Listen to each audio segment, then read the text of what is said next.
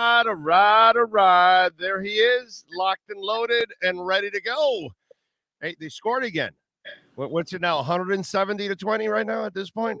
That was. I think I heard the scoreboard operator at Hard Rock Stadium woke up last night in a panic, thinking they missed another touchdown. You know, their wife said, "Your finger was just doing this all night." Right. Hey, don't you dudes sometimes get carpal tunnel from typing too much and shit like that, right? Don't you guys get some? That man was in the training room with ice on his hands. That was quite a day, man. Oh. That was quite a day. You know, the sad part was how many fantasy players had A-Chain on the bench. I did. Yeah, no. Who the hell's going to start A-Chain? Unless you're like in a 20-team league. You know, I did a 16-team league once, and brother, the talent is super thin in a six. You're usually starting, you know, third backs and fourth backs as your second or flex. You know, that's usually what happens with that, or third or fourth wide receivers as your flex and shit like that, you know? So it's like really razor thin talent. That's the only leagues, the 16, 20-team leagues are the ones that might have had an A-Chain as a flex or something like that, dude. And obviously would have won that entire game for you just by himself. I was honestly worried because he scored once, and it was like, I was like, okay, because I thought, you know, I drafted him, and then I thought I dropped him. So, you know, he scores once, and I was like, okay, I could probably get him back. He scores twice. I was like, oh, there's no way, man. I think I'm third on the waiver wire right now. There's no way. He scores a third time, I was like, it's over, man. I go look at my team to see how bad the damage is, and there he was on the bench. I've never been so happy to have 50 points on my bench in my life. Like, obviously, he's not like RB1 for the rest of the season, but like, there's a role. There's a role. Yeah. No, I mean, hey, Van Ginkel has forced a role. Kendall Lamb, anybody falls off kilter, especially at right tackle, we might find a role. A-Chain, Wilson, Ahmed out. Well, there's a role. You know, it's like you're going to have an opportunity in sports. And when that door is open, you need to kick it down. And you've got a couple of Dolphins that have kicked that door down when it's opened. Yeah. That's football for you, right?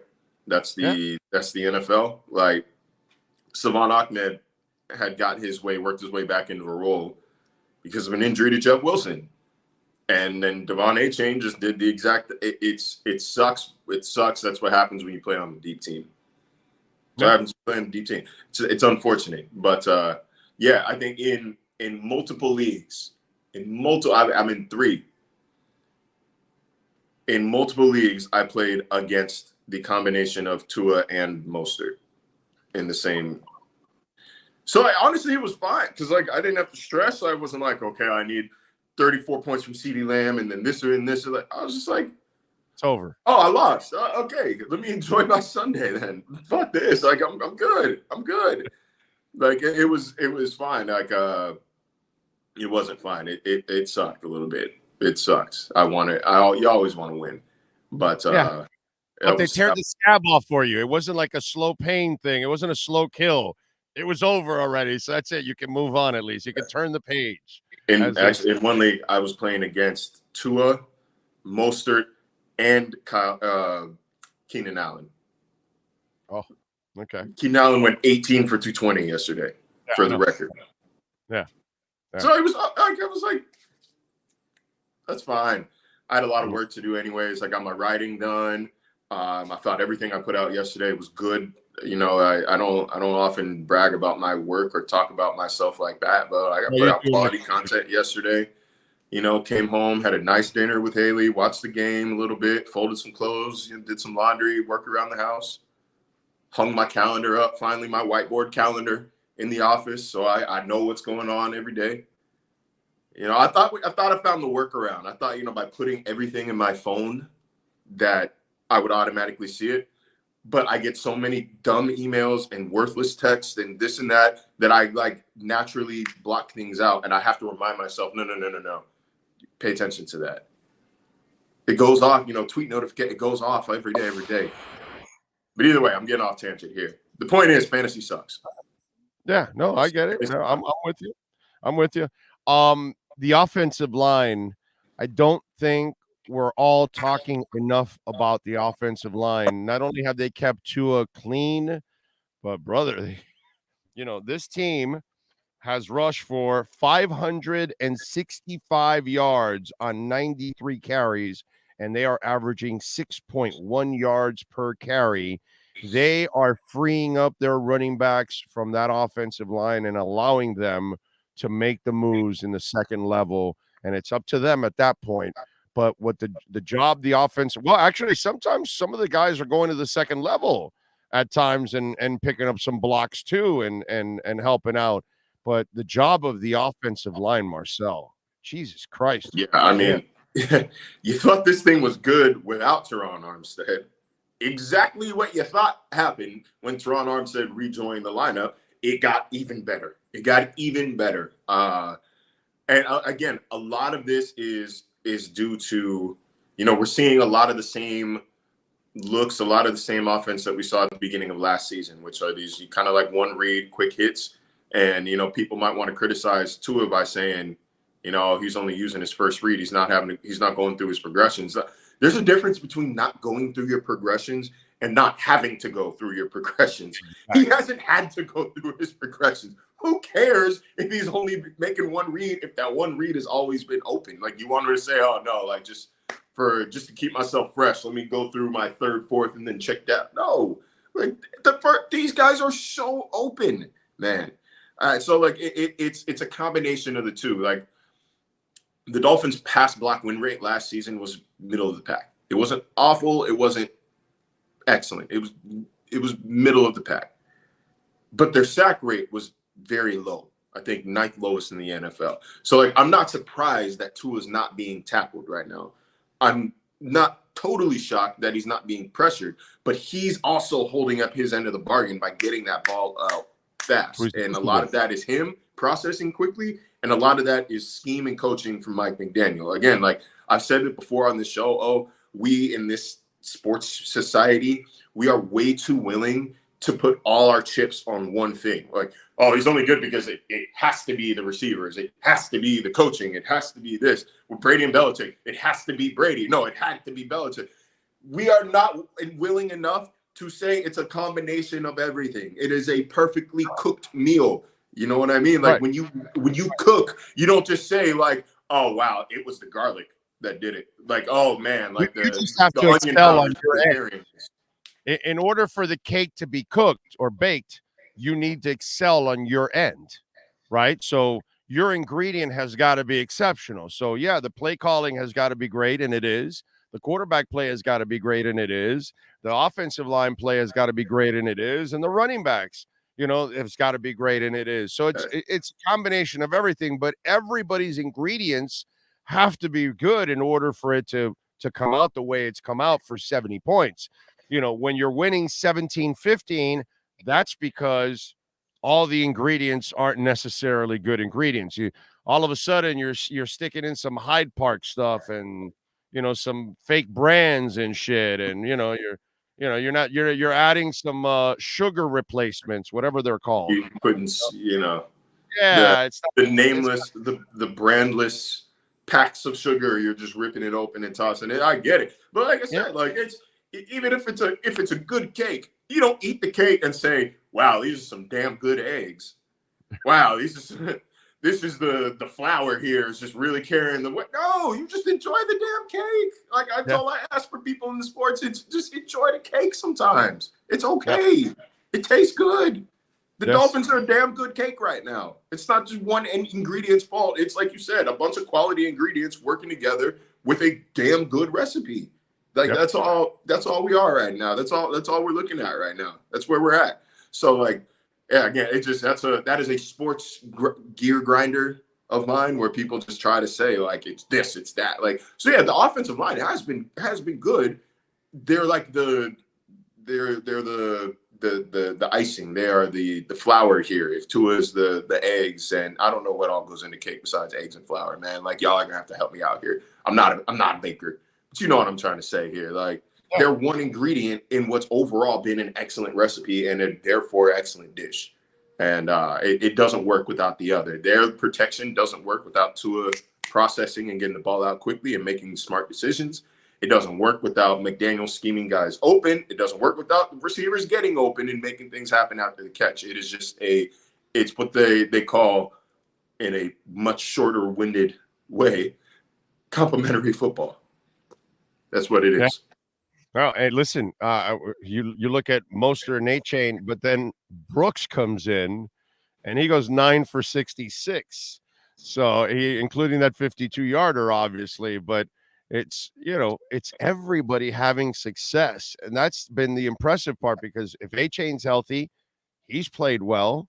I'm sorry, Ahmed's healthy. He's played well. Last year, Jeff Wilson, the line wasn't as good last year as it is right now, but still he was very productive. He had over 4.5 yards, a carry.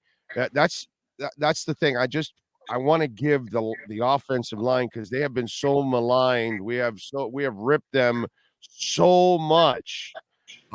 They deserve a lot of love for the success that the Dolphins are having. That's all. Yeah, no, I do agree. I do agree.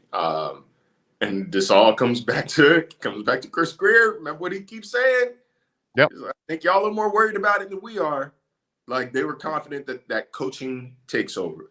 They're confident in development, and that coaching can make up for whatever deficiencies they had in the past. It can speed up development. It can get guys closer to their potential. And yeah, that's what we're seeing. They made a critical move this offseason in letting Matt Applebaum go, bringing in Butch Berry, so that Frank Smith can focus his attention more on the offense as a whole and less on that offensive line. He still hangs out around the offensive line group, but it's nowhere near as much as he did last year at practice. Last year at practice, you could have been, if you didn't know better, you'd think Frank Smith was offensive line coach. Based on what we saw during position drills, he's always right there. And because of that, we're seeing this offense kind of thrive more as a whole, because there are more minds going into expanding it. And it's little moves like that, man. Little moves like that can make a world of difference. When we talk about proving, you normally have to go through stages, right? And in life, you go through elementary, then you go through middle school, and then you go through high school, and then you go through college, and you go through the different levels of education, and it gets harder, but you're proving yourself as a human being. And, Tua's had to prove himself as a player, whether he can win, whether he can run an offense, whether he can stay healthy, all the stuff that people have questioned, he's had to prove. So has Mike McDaniel had to prove whether he deserves this opportunity, whether he can hang at this level, whether he can win, build a staff, all those things, offensive line, all of that. So there's stages. So the Dolphins are in the middle of a stage right now. They've been a pretty mediocre franchise for about a quarter century. They haven't been able to build a team. They haven't been able to find a quarterback. They haven't been able to find a front office, a head coach. Looks like they found all of that. Now they're starting to win. Now they're starting to prove that they're elite. You covered the Buffalo Bills. Yes. Just the team last year, I thought they should have won all three. But is this team now ready? Have they built up enough? Have they gone through the stages to beat the Buffalo Bills on Sunday? Yeah, you know why Miami is always a good they're a good match, especially this Mike McDaniel version, is because the one way, I've been saying it for years, the one way you can beat this Bills team, you're not going to go over the top on them. You're not going to do it. I think they hit on one of those passes. Miami hit on one of those passes last year. Two, if you include the Jalen Waddle one against DeMar Hamlin and Jaquan Johnson, neither of whom are seeing the field when that team is healthy. But you can nickel and dime, and you can break off a big play after the catch or on the ground. We've seen Breece Hall break off a few against them in his career. We saw Tyreek Hill with the Chiefs break off a couple memorable long catch and runs. Like, that kind of stuff is possible. They don't have great overall team speed on that defense. They are very well coached, and they are talented. They have high-end talent at essentially every level. but they don't have good team speed. And some things you just can't scheme for. Some things you can't coach against. So, yeah, I think right now with the speed at every single position, and it's not just speed. I think I'm trying to remember who it was this morning on Get Up. It was either Damian Woody or Ryan Clark or Rex Ryan. I don't remember which one of the three, but they made a great point today. The Dolphins don't just have fast players. They didn't just go out and get a track team. You know what I mean? They didn't go get pace merchants, as they say across the pond. They got good football players who are also hella fast. Raheem Mostert is a good football player who also runs a 4.3. Jalen Waddle and Tyler Hill are good football players who also run 4.3s. Like, it's not like they just have got like respectfully. A-Chain, good football player who runs a 4.27. Like Robbie Anderson, Robbie Chosen is a fast player. I'm not going to sit here and say like he's a dominant football player. He's obviously good enough to be in the NFL. He's not a top tier NFL player. I say it as respectfully as possible. But that's if I'm looking for an example of like a pace merchant who can use that talent, and every now and then it's going to burn you, like they saw yesterday. It's going to burn you if you underestimate it. But like Robbie ain't out here chopping you up for 8 catches, 9 catches. There's the difference. So they have good football players who are also hella fast. And I think that is a mismatch against any defense. What I am interested in here, I saw linebacker Terrell Bernard's comments about how they schemed against Sam Howell. And they had Sam Howell in hell yesterday. Because they knew he was inclined to lock onto his first read, and he hangs on to the ball too long. So I am sure, and this is something that greater minds than me are going to plan for. I am sure Buffalo is going to disguise a lot of coverages at Tua and make him think that certain windows are there that are not there. Like I think it's maybe a safe bet. It's a safe bet to say he might get baited into a throw or two come Sunday. But we are going to see whether or not we're going to see just how advanced he has become at progressing through his reads, because Buffalo is not going to allow that first read every single time. There's a reason Tua has struggled against that defense, over the past 5 years, and it's because they excel at taking that first read away. So, that's interesting. But another matchup, I know I'm kind of going on about this thing, but it's my favorite week of the season. My mentions are always a joy, and it's always a good game. But the one match that I really can't wait to see is Raheem Mostert against Buffalo's run defense. If you remember last year, he went, I think it was 17 carries for 126 yards, 136 yards. Kill him. I mean, he gassed them before they abandoned it. They abandoned it. And they took a game-winning field goal, took a last-second field goal for Buffalo to win that game. Mostert was not healthy during that playoff game. It makes you wonder, if he was healthy, would they have had a ground game to kind of stand on and take some pressure off of Skylar Thompson? The world may never know. Either way, Mostert is healthy and playing the best football of his career right now. And then that second game, McDaniel pissed me off when he abandoned the run. They were gouging them, bro. They were killing them with the run, bro. And then Braylon Sanders also pissed me off because threw him a touchdown, a deep ball touchdown. And the youngster stopped. And if he would have just kept running like a deer, the ball would have been right in his hands, bro. But they made Tyreek dropped a touchdown and Craycraft on the no, it wasn't Craycraft. It was the other guy that's not here. Sherfield and Tyreek on the same possession, on the same drive, on the same red zone, same 4 downs. They both dropped a touchdown. In that game, and Braylon Sanders also dropped a potential touchdown. Plus, McDaniel, abandoned the run. There were several things. Again, McDaniel made mistakes last year, but like a lot of these mistakes, they're just like they're your first year coach, your first year head coach. Yeah. Well, remember, not just first year head coach. He's first year head coach / offensive coordinator. Bro, that's some huge ass responsibility to be the head coach. And Normally, veteran coaches do that kind of shit. Veteran head coaches, not a youngin like that, bro. That's a lot of which is why again, like I said earlier in the conversation, which is why they go out and hire a Butch Berry so that Frank Smith can take some of that load off, and you're starting to see him in his back. What did I tell you on when was I on Friday? I know we had some technical difficulties, some technical issues, but audience, I know y'all heard it loud and clear. You heard it. I didn't hear shit. You heard it. I said Mike McDaniel was about to cook Sean Payton. I had a feeling in my gut. Sometimes you can't explain it, but I said Mike McDaniel is about to cook this team and that dinosaur in Denver. Like there was no way that archaic scheme in Denver. They weren't talented enough. They're not well coached enough. And Mike McDaniel is too hot right now. That it was a recipe for disaster for the Broncos. I didn't think they were going to hang 70 points. But, like, you're starting to see, you're seeing him in his bag a little bit. You're like, he's the best coach in the NFL right now. He's the best offensive play caller in the NFL right now.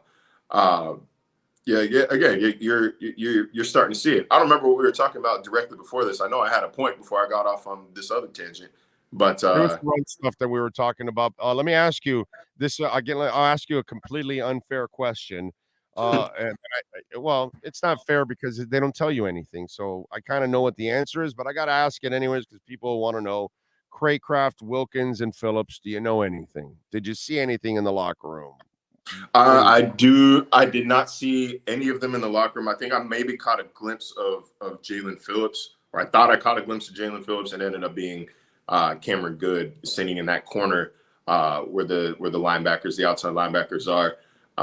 McDaniel did not have any update about them after the game. We talked to him in about 4 hours, 3.5, 4 hours, and I'm sure that we will have more. I would expect Jalen Waddle to be cleared by Wednesday's practice. Like I would expect Jalen Waddle to be cleared of concussion protocol by Wednesday's practice. It was a good sign for him to be able to get back out in the field in limited fashion on Friday. Obviously, if there's any team in the NFL that's going to play it safe with head injuries right now, it's going to be the Miami Dolphins, man. As soon as he wasn't on the field on Thursday. Last week, he was never going to play because that's been their MO, dude. That's just kind of the way. Armstead could have played last week. They know he could have played last week, but they brought him along slowly, and they said, all right, let's see how your body reacts, and now this week we'll get you the playing time because we want you ready for Buffalo. And they have slow walked everything, dude. Everybody, Jeff Wilson, they say, you know what, bro, we're not pushing it. Get on the IR. We'll see you in 4 weeks. Ahmed, they have depth now, which is also a thing that you don't really have to necessarily push people or you desperately need them. You have somebody else that actually can step in and do a serviceable job for you. You do. I remember what I was going to say. The yards of separation. Buffalo has one cornerback right now. They spent a first-round pick on basically their version of Noah Igbinoghene last year on Kyer Elam, who can't see the field over their fifth-round pick out of a Division II school. Out of respect to him, like I think he's from Villanova. You don't think football. Football is like the ninth thing that comes to mind when you mention Villanova. But Christian Benford can play ball. He's not a top 32 corner in the league. He might be a top 60, top 50, but the yards of separation yesterday, man. Tyreek Hill, 3.5.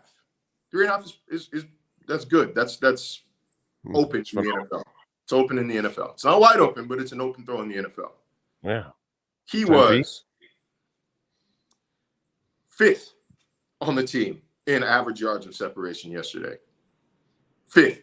You got Durham Smythe at 4.3 yards, Raheem Mostert at 4.7, Braxton Berrios at 4.9, Devon Achane at 6.9. I know a couple of those are running backs, and so it gets skewed a little bit. But I mean, it's when guys are getting that open, dude. It's there's just so much to take away from this game. I told my editor when we were talking stats after the game. Those carnival, games where like you stand in like an enclosed tube, and they use like a leaf blower or some sort of blower, and they shoot dollar bills into the tube. And the game is grab as many bills as you can before a time runs out. That's what it feels like looking at this Dolphins offense and their offensive performance from yesterday. Like everywhere you look, like everywhere around you, it's like they're the first team in NFL history to have 350 through 50.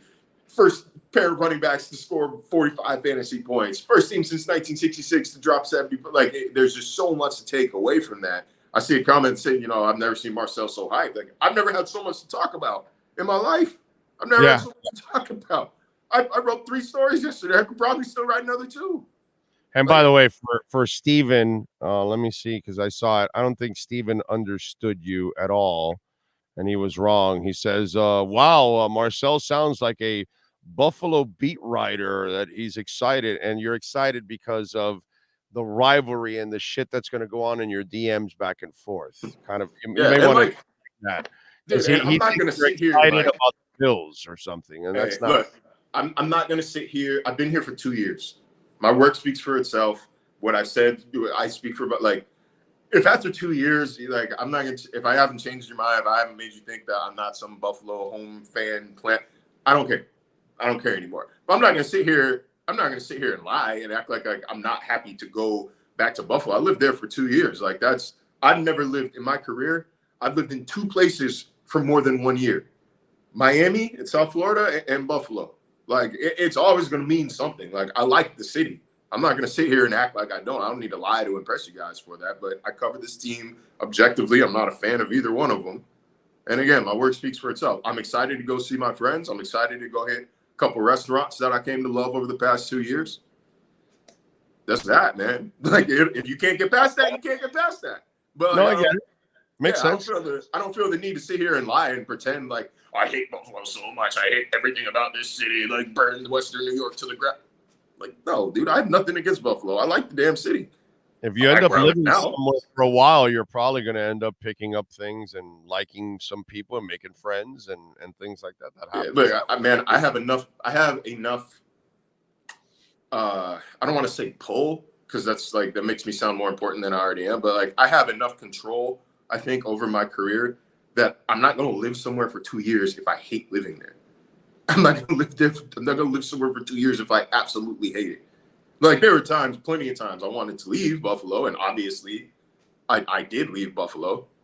I can't do I can't clean snow off my car in the winter, bro, or in May, bro. That's ridiculous. It's ridiculous. It's ridiculous, and it blows my mind to this day. I said it while I was there. I'll say it again. It blows my mind how normal people think that is. It's no big deal. It's just a light dusting. It's May. It's May. I got friends at the beach.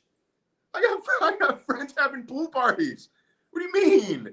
This isn't normal. Like like how Amish people when they turn 18, they do Rumspringa. Like they take like a year or 2 off. I was like, some of y'all can just take like a year or 2 away just to see like what spring is like in California, what spring is like in Texas or the northern states. So feel 65, 70 degrees in the spring and then come back to me about snow in May. Like that's insane. But either way, city's got a lot of great qualities, man. Like I understand the rivalry. I understand it. They're like, perfectly built polar opposites, right? Like between like a blue collar Buffalo and like kind of a white collar, relaxed beach, cool South Florida. Like they couldn't be more different. They're perfectly suited. I can't think of another rivalry that's more perfectly suited, to not like each other, to clash than Buffalo and Miami. But like every city's got its good qualities. Both cities got their bad qualities. Like, no doubt about that. I'm not gonna sit here and pretend like I'm not excited to go see my friends, dude. Like that's not something. It's understandable. This is my job, dude. Like it's not my life, dude. I've been to Indianapolis and Mobile so much in the last 20 years that I've gotten to know people in both towns, and I didn't live there. It's just I'm there for 1 week.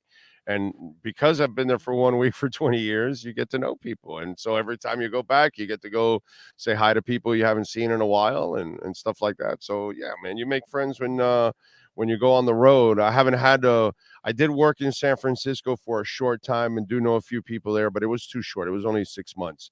I feel that. Like there are cities. I lived in Lake Havasu City for actually, like I lived there. That's the 3rd city I was mistaken. I've been 3 places more than a year. I lived in Lake Havasu for a little less than 2 years. I will never go back. I will never go back. I, from the pit of my stomach, hated my experience there. And that's when I had no control over my career. No control. I took a lower paying job in Texas just so I could leave Lake Havasu City. In my life, that city, from my balcony, I had a cool apartment. From my balcony, I could see California. You know, so on the border of Arizona and California, the lake is the border, kind of like Lake Tahoe is between California and Nevada. I could see California from my balcony. That's how close we are to the perceived most liberal state in the union, right? I saw more big Confederate flags flying on the back of trucks in Lake Havasu City than I did in 2 years living in North Carolina and South Carolina. Yep. So the first state to secede from the Union had fewer Confederate flags flying than Lake Havasu City. The state of Arizona wants to be Southern so badly because the South technically annexed the land, I think, south of Tucson. Like, there are Confederate monuments in that state for no reason, dude. For no reason. Like, it's one of those cities where, like, people don't leave. There's the closest city is 45 minutes south and an hour north. So people don't leave. So you think the same things generation after generation after generation. Like, the language I would see some of these kids using, bro, like the hate speech was like, this is why you're not allowed to vote until your brain develops, man. So yeah, right. Dude, like, good people in that city, don't get me wrong. I will never go back. I appreciate the support a lot of them still give me. If they're still listening to this, thank you guys. You know who you are. But, like, I mean, shoot, bro. There's a parent that used to call me that colored reporter in Lake Havasu City, bro, in 2015. Like, no, there are cities that, like, you leave and you leave them behind, and you're like, I can imagine. Mateo is asking, thank you for the love in the super chat, but it's not he says, would you trade White back to the Jets? First of all, they're not trading White, and they're not helping the Jets, bro. So, they're going to keep White just because they may need him. So you can stop with all that silliness. All right, let's move forward here. What'd you think of Tua's no look, bro? I tweeted right after it. I was like, bro, no look, offhand, like, they're going to score 50 today. They scored 50 and I undersold it. I underestimated it. No, that is feel for the field. That is good practice. What did McDaniel say? He's executing things to a standard that is relentless. So, like, that was that's what that is, man. And good on A-Chain for, after the catch. I feel like everybody was so focused on the shovel itself that the actual run isn't getting enough attention. I know it was 4 yards, but the guy made somebody miss with every step.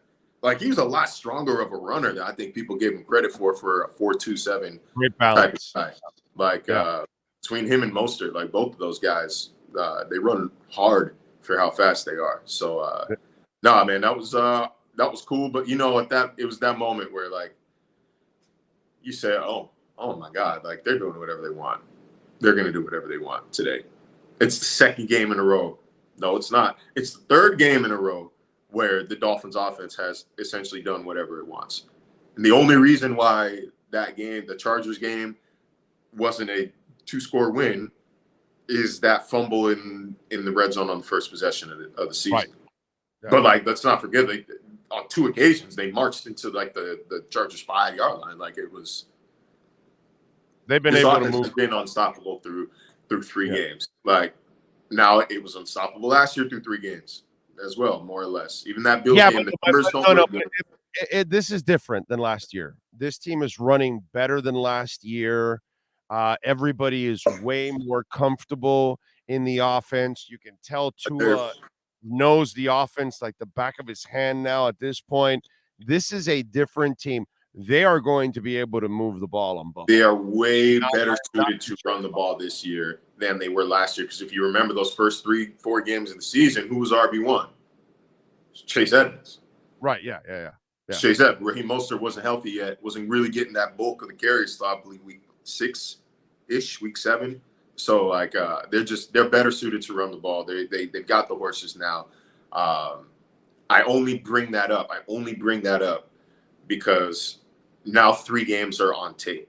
3 games are on tape, and you're facing the best defense that you played this season. Like there's not necessarily a blueprint to stop you, but there is an example of what you need to stop. You know, there's no uncertainty there. Like 3 games in, we're going to start to see counters from other defenses, from other teams. So I want to see what kind of counter Buffalo has to this. What kind of counter? I mean, the Giants and Panthers aren't going to do anything, but the Eagles in 4 weeks, like what kind of counters are we going to see from these good defenses? That's I think ultimately, like, it's going to help. The Bills have the corners to hang with Tyreek and Waddle.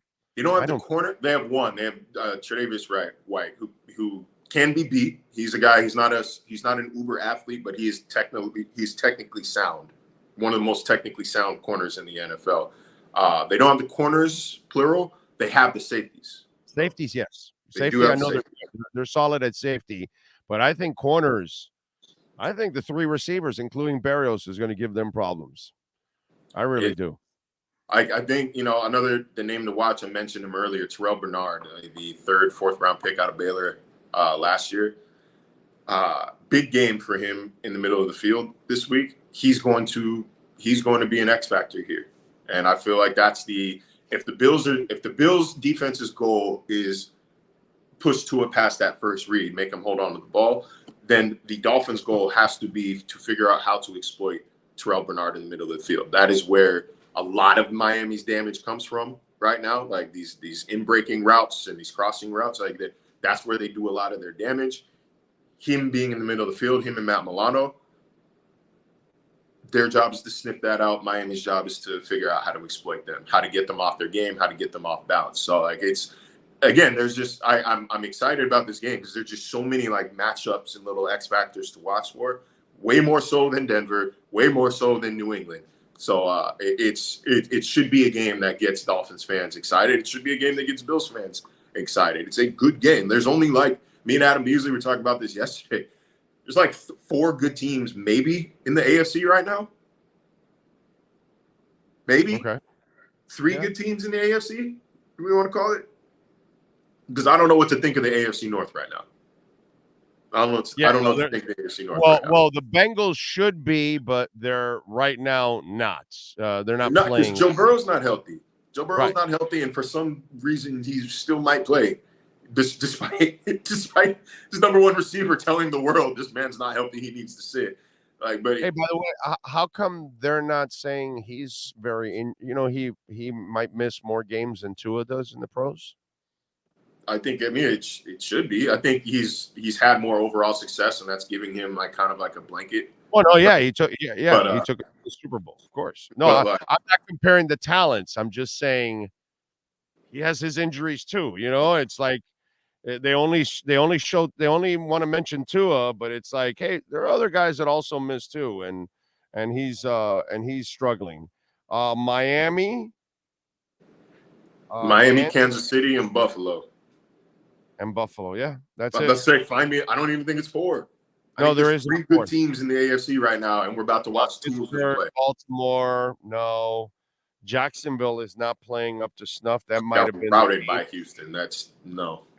Chargers are definitely not it. Raiders aren't, and neither are Broncos. Yeah, no. Yeah, it's Dolphins, Bills, and Chiefs are the 3 teams in the AFC. Yes, I would agree with that. And then the NFC, it's Philadelphia. It's Philly, San Francisco. Philly and San Francisco. That's it. And to tell the truth, I don't care about any team. And Dallas, I'm not going to let one loss. I don't believe in Dallas. Define I've Dallas. never believed that with Trayvon Diggs or without Trayvon Diggs, I don't believe in Dak Prescott. I just don't. I never will. He's going to have to prove me wrong.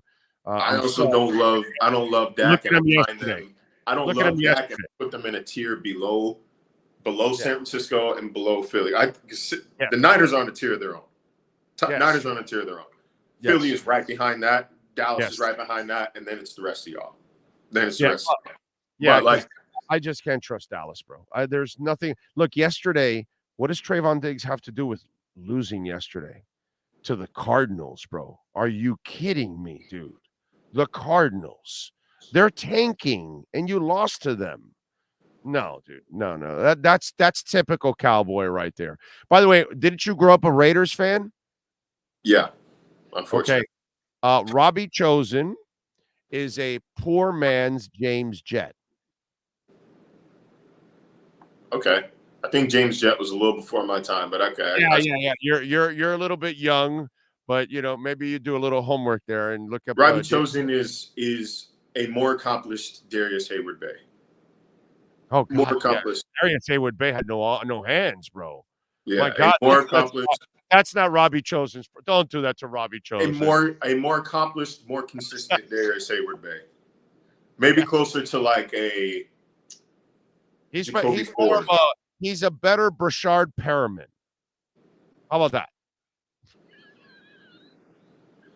I can see Brashard Perriman because I don't think either of them wear gloves. I think that was the tightest thing that Robbie Chosen does. I think it's more complimentary to call him a lesser James Jett, actually, because James Jett was a nice player for the Raiders. He was a blazer dude. I mean, he could stretch the field with the best of them. But that's what he was. That's what, and he also was a good special teamer, which is something Robbie really doesn't do. But James reminds me, like Robbie reminds me of a poor man's James Jett, actually. Poor man. I think I'm pondering the Hayward Bay Chosen one because they both have their flaw. Like Darius Hayward Bay couldn't freaking catch. Yeah, but that's and bad. Robbie Chosen is not consistent either way. Like the result is the same, but Robbie has done more early in his career, hence the more accomplished. They're both fast as hell, though. That's why I give him James Jett, because James actually did some stuff and helped out the Raiders. He was a productive player, you know what I mean? And Robbie's had his moments where he's productive, bro. He's been solid. He's done some stuff at least. He's kind of one-dimensional, but that's what was James Jett. I hate dude. I hate there's a reason I'm not a Raiders fan anymore. Part of it is because I work in the league now, and it's hard to turn the switch off to being a fan. That's why I always laugh at the Dolphins homer, Bills homer allegations, because it's actually I don't have the bandwidth to be a fan and a reporter, dude. I really don't. But they beat it out of me. They beat the fan out of me. Picks like Jamarcus Russell over Calvin Johnson, or Darius Hayward Bay over Michael Crabtree, or even Jeremy over this guy's a clown. And the guy they have now is a clown. The head coach now, McDaniels. Come on, bro. Yeah, come on. They're locked in on him. They can't afford to let him go. Actually, I just found a good one. Robbie Chosen, poor man's Jeremy Maclin, to make it a little bit more modern. Okay, all right. To make it a little bit more modern, okay. for the youths. Okay, I like that. Poor man's Jeremy Maclin. I like that. He's fast. Yeah. That's not a bad comparison there. I would actually argue that. I would argue they have probably similar stats.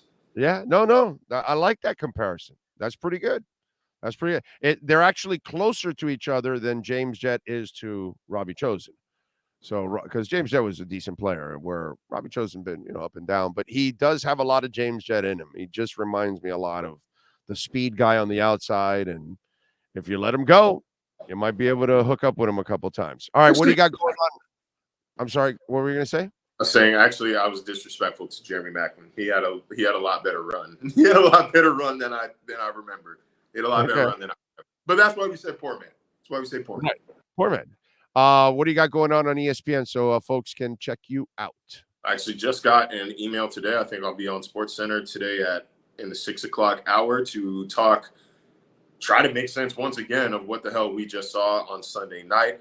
Got multiple stories up on ESPN.com right now. One recapping the game as a whole and that locker room, the sentiment coming from that team's leaders, and as well as the three biggest takeaways. And that's one, I think everybody should go ahead and read before we get into the week. Three biggest takeaways from Sunday, and kind of spinning them forward to how that matches up against what they'll see in Buffalo. But I'll end this with my favorite quote that it made it into the story. But I can tell y'all the background of it. I talked to Bradley Chubb for a story I wrote on him last week, right? I was like, dude, you were on that Broncos team where Tua was benched in the fourth quarter. Like, how much have you seen him grow since then? He's like, man, that's night and day, man, to be honest with you. Because, back in 2020, we, the Broncos, felt like if Tua was in the game, we were probably going to win. We probably had a good chance of winning. He's like, it sounds crazy, but like, that was the case. It was true. And so I didn't use that quote, but like, I held on to it. I felt like it was perfect after yesterday. So I went back up to him in the locker room. I said, hey, look, man, I don't know if you remember or not. This is what you told me on Wednesday. I just want to make sure that you're cool with saying that, because I can see like how it might get misconstrued or overreacted to. He was like, nah, bro, like, you're good. It's good. Run it. Like, because like in 2020, that was the case. Today, fuck no. He looked me in the eye. He said, make sure you write fuck no. That I said F no. And I was like, yeah. Done.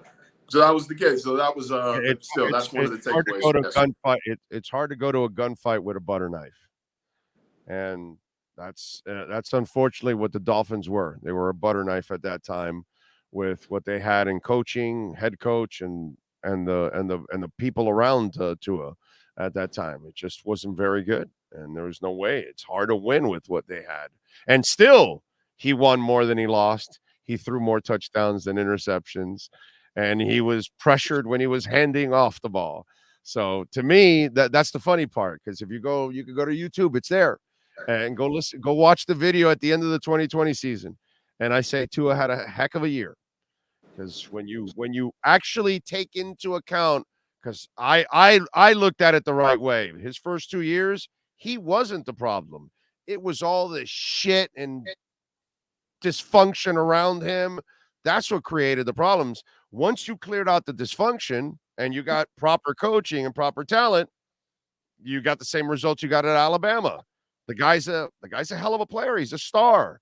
But in football, you can't carry dog shit around for a championship, bro. That ain't gonna happen.